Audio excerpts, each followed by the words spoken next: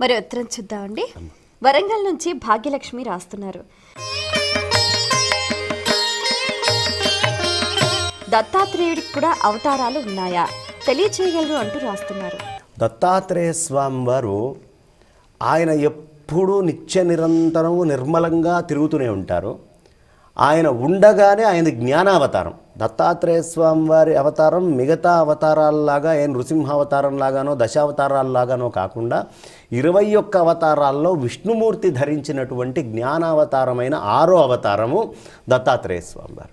ఈ దత్తాత్రేయ స్వామి వారు ఆయన అవతరించడమే కాకుండా ఈ గురు పరంపర అంటే ఎవరెవరిని గురువుగా చూసినా మనము ఆ గురుస్వరూపం అంతా దత్తాత్రేయుడే, దీంట్లో అనుమానం అక్కర్లేదు.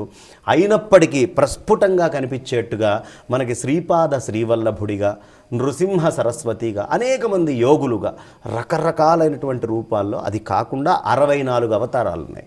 దత్తాత్రేయ స్వామి వారికి 64 రూపాలు, 64 రకాలైనటువంటి విగ్రహ శైలులు, 64 తత్వాలతోటి కూడినటువంటి అవతారాలు. కాబట్టి దత్తాత్రేయ స్వామి వారికి చాలా అవతారాలు ఉన్నాయి.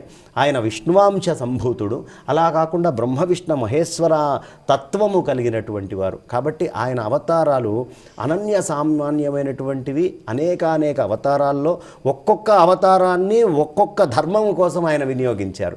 అందుకనే మన అదృష్టం ఏమిటంటే ఎప్పుడో కృతయుగంలో ఉద్భవించినటువంటి దత్తాత్రేయుడు ఈ మధ్య కాలంలోనే శ్రీపాద శ్రీవల్లభుడిగా, ఆ తర్వాత నృసింహ సరస్వతిగా, ఇంకా అనేకమైనటువంటి యోగులుగా, మనకి ఎంతోమంది యోగుల పేర్లు చెప్పుకోవచ్చు. అంతమంది యోగులుగా ఆయన అంశతోటే ఆయన ఉద్భవించటం జరిగింది. అయినప్పటికీ ఇవాళకి దత్తాత్రేయ స్వామి వారు ఆ మూల రూపముతోటే సహ్యాద్రి పర్వతాల్లో సంచరిస్తూ ఉన్నారు.